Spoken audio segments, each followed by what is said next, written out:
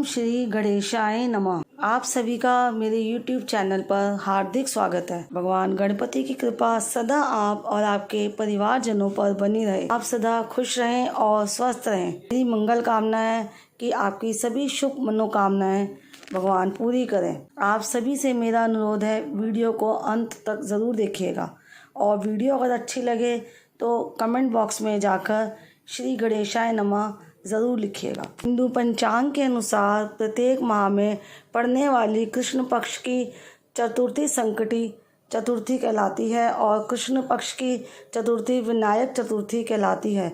वहीं ज्येष्ठ माह के कृष्ण पक्ष की चतुर्थी तिथि को एकदंत संकटी चतुर्थी कहा जाता है। इस साल एकदंत संकटी चतुर्थी 19 मई दिन गुरुवार को है। इस दिन भक्तगण सुख शांति और समृद्धि के लिए एकदंत दयावंत चार भुजाधारी भगवान श्री गणेश जी की विधि विधान से पूजा आराधना करते हैं। भगवान गणेश भक्तों के लिए विघ्नहर्ता माने जाते हैं। कहा जाता है कि विघ्नहर्ता की पूजा करने से भक्तों के सारे कष्ट दूर होते हैं। गणेश जी प्रथम पूज्य देव हैं और शुभता के भी प्रतीक हैं। मान्यता है कि इस दिन गणपति जी की पूजा तथा व्रत रखने से ज्ञान और ऐश्वर्य की प्राप्ति होती है। भविष्य पुराण में कहा गया है कि जब मन संकटों से घिरा महसूस करें तो गणेश चतुर्थी का व्रत करें। इससे कष्ट दूर होते हैं और धर्म, अर्थ, मोक्ष, विद्या, धन व आरोग्य की प्राप्ति होती है। तो चलिए जानते हैं एकदंत संकटी चतुर्थी की पूजा विधि, पूजा के शुभ मुहूर्त और चंद्रोदय समय के बारे में। ज्येष्ठ महीने के कृष्ण पक्ष चतुर्थी को आखू मूषक तथा गणेश जी के स्वरूप की पूजा करने का विधान है। प्रातः काल उठकर स्नान कर गणेश जी के सामने दोनों हाथ जोड़कर मन ही मन इस व्रत का संकल्प कर इस प्रकार कहें, हे एकदंत मूषक तथा गणेश जी, मैं चतुर्थी व्रत को करने का संकल्प करती हूँ। आज मैं पूरे दिन निराहार रहकर आपके स्वरूप का ध्यान करूँगी एवं शाम को आपका पूजन कर चंद्रोदय के बाद चंद्रमा को अर्घ्य देने के पश्चात ही भोजन ग्रहण करूँगी। संकल्प के बाद पूरे दिन गणेश जी के भजन और ध्यान में लगे रहें। शाम को स्नान कर स्वच्छ वस्त्र धारण कर विधि पूर्वक धूप, दीप, अक्षत, चंदन, सिंदूर नैवेद्य से गणेश जी का पूजन करें। नैवेद्य के रूप में घी में बने हलवा, लड्डू, पूरी इत्यादि का भोग लगाएं। पूजन के बाद चंद्रमा निकलने पर पूजन कर अर्घ्य अर्पित करें। कृष्ण पक्ष चतुर्थी व्रत कथा सुने अथवा सुनाएं। ब्राह्मणों को अपने सामर्थ्य अनुसार दान दें। इसके बाद प्रसाद को सभी में बांटकर स्वयं भी ग्रहण करें। इस व्रत के करने से सौभाग्य एवं पति की प्राप्ति होती है। इस व्रत के प्रभाव से शत्रुओं का विनाश होता है और सभी प्रकार के मनोरथ सिद्ध होते हैं। यदि आपकी कोई विशेष मनोकामना है तो उसके लिए आप एकदंत संकटी चतुर्थी के दिन भगवान गणेश जी की जब विधि पूर्वक पूजा कर लें तो उनको मोदक का भोग लगाएं। अगर आपके पास मोदक नहीं है तो लड्डू भी अर्पित कर सकते हैं। इसके बाद गणेश चालीसा का पाठ करें, मनोकामना ज़रूर पूरी होगी। ज्येष्ठ माह के कृष्ण पक्ष की चतुर्थी तिथि 18 मई दिन बुधवार की रात 11:30 से शुरू हो रही है। वहीं इस तिथि का समापन अगले दिन 19 मई गुरुवार को रात 8:23 पर हो रहा है। ऐसे में उदया तिथि के आधार पर एकदंत संकटी चतुर्थी व्रत एवं पूजा 19 मई को ही की जाएगी। संकटी चतुर्थी वाले दिन सुबह से साध्य योग है जो दोपहर 2:58 तक रहेगा। इसके बाद शुभ योग शुरू हो जाएगा। पंचांग के अनुसार ये दोनों ही योग पूजा पाठ के लिए शुभ फलदायी हैं। ऐसे में आप प्रातः काल से ही पूजा पाठ कर सकते हैं। चतुर्थी तिथि चंद्रमा की पूजा के बिना अधूरी मानी जाती है। इस दिन चंद्रमा देर से उगता है। एकदंत संकटी चतुर्थी की रात चंद्रमा का उदय 10:56 पर होगा।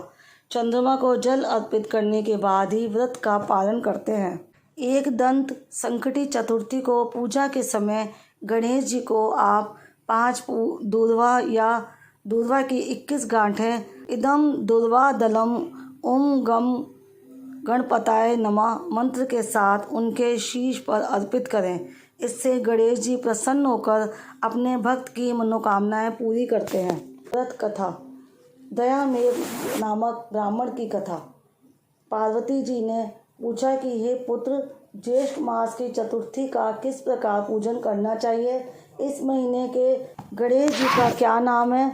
भोजन के रूप में कौन सा पदार्थ ग्रहण करना चाहिए? इसकी विधि का आप संक्षेप में वर्णन कीजिए। गणेश जी ने कहा, माता, ज्येष्ठ कृष्ण चतुर्थी सौभाग्य एवं पति प्रदायिनी है। इस दिन आँखों मूषक दत्ता नामक गणेश जी की पूजा भक्ति पूर्वक करनी चाहिए। इस दिन घी निर्मित भोज्य पदार्थ अर्थात हलवा, लड्डू, पूड़ी आदि बनाकर गणेश जी को अर्पित करें।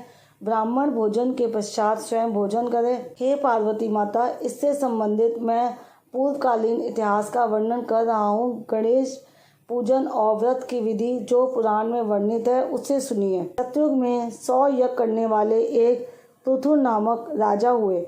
उनके राज्य अंतर्गत दयादेव नामक एक ब्राह्मण रहते थे। वेदों में निष्णात उनके 4 पुत्र थे। पिता ने अपने पुत्रों का विवाह गृहसूत्र के वैदिक विधान से कर दिया। उन 4 बहुओं ने बड़ी बहू अपनी सास में से कहने लगी, हे सासू जी, मैं बचपन से ही संकट नाशक गणेश चतुर्थी का व्रत करती आई हूँ। मैंने पितृगृह में भी इस शुभदायक व्रत को किया है। अतः हे कल्याणी, आप मुझे यहाँ व्रत अनुष्ठान करने की अनुमति प्रदान करें।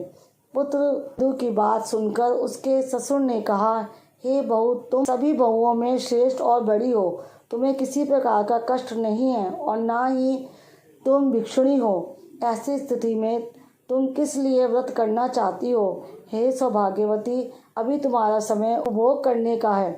गणेश जी कौन है? फिर तुम्हें करना ही क्या है? कुछ समय पश्चात बड़ी बहू गर्भिणी हो गई। 10 माह बाद उसने सुंदर बालक का प्रसव किया। उसकी सास बराबर बहू को व्रत करने का निषेध करने लगी और व्रत छोड़ने के लिए बहू को बाध्य करने लगी। व्रत भंग होने के फलस्वरूप गणेश जी कुछ दिन में कुपित हो गए और उसके पुत्र के विवाह काल में वर वधू के सुमंगली के समय उसके पुत्र का अपहरण कर लिया। इस अनहोनी घटना से मंडप में बहुत ही खलबली मच गई। सब लोग व्याकुल होकर कहने लगे, लड़का कहाँ गया? किसने अपहरण कर लिया? बारातियों द्वारा ऐसा समाचार पाकर उसकी माता अपने ससुर दयादेव से रो रो कर कहने लगी, हे ससुर जी, आपने मेरी गणेश चतुर्थी व्रत को छुड़वा दिया है, जिसके परिणाम स्वरूप ही मेरा पुत्र गायब हुआ है। अपने पुत्र वधू के मुख से ऐसी बात सुनकर ब्राह्मण दयादेव बहुत दुखी हुए। साथ ही पुत्र वधू भी दुखित हुई। पति के लिए दुखित पुत्र वधू मां संकट नाशक गणेश चतुर्थी का व्रत करने लगी। एक समय की बात है कि एक वैदज्ञ और दुर्बल ब्राह्मण भिक्षाटन के लिए एक मधुर भाषिणी के घर आया। ब्राह्मण ने कहा कि हे बेटी, मुझे भिक्षा स्वरूप इतना भोजन दो कि मेरी क्षुधा शांत हो जाए। उस ब्राह्मण की बात सुनकर उस धर्मपरायण कन्या ने उस ब्राह्मण का विधिवत पूजन किया। भक्ति पूर्वक पूजन करने के बाद ने ब्राह्मण को वस्त्र आदि भी दिए। कन्या की सेवा से संतुष्ट होकर ब्राह्मण कहने लगा, हे कल्याणी, हम तुम पर प्रसन्न हैं। तुम अपनी इच्छा के अनुकूल मुझसे वरदान प्राप्त करो। मैं ब्राह्मण वेशधारी गणेश हूँ और तुम्हारी प्रीति के कारण आया हूँ। ब्राह्मण की बात सुनकर कन्या हाथ जोड़कर निवेदन करने लगी, हे विघ्नेश्वर, यदि आप प्रसन्न हैं तो मुझे मेरे पति के दर्शन करा दीजिए। कन्या की बात सुनकर गणेश जी ने उससे कहा कि ये सुंदर विचार वाली, जो तुम चाहती हो वही होगा। तुम्हारा पति शीघ्र ही आएगा। कन्या को इस प्रकार का वरदान देकर गणेश जी वहाँ से अंतर्ध्यान हो गए। उसी समय की बात है कि सोम शर्मा नामक ब्राह्मण एक वन में उस द्विज बालक को नगर में लाए। अपने पौत्र को देखकर दयादेव नामक ब्राह्मण बहुत प्रसन्न हुए। बालक की माता के हर्ष की तो सीमा ही ना रही। साथ ही संपूर्ण नगरवासी भी प्रमुदित हुए। बालक की माता ने पुत्र को छाती से लगा लिया और कहने लगी कि गणेश जी के प्रसाद से ही मैंने खोए हुए पुत्र को प्राप्त किया है। मंडप का निर्माण करके विधि पूर्वक वैवाहिक कार्य संपन्न किया। वह भाग्यशाली कन्या अपने पति को पाकर धन्य हो उठी।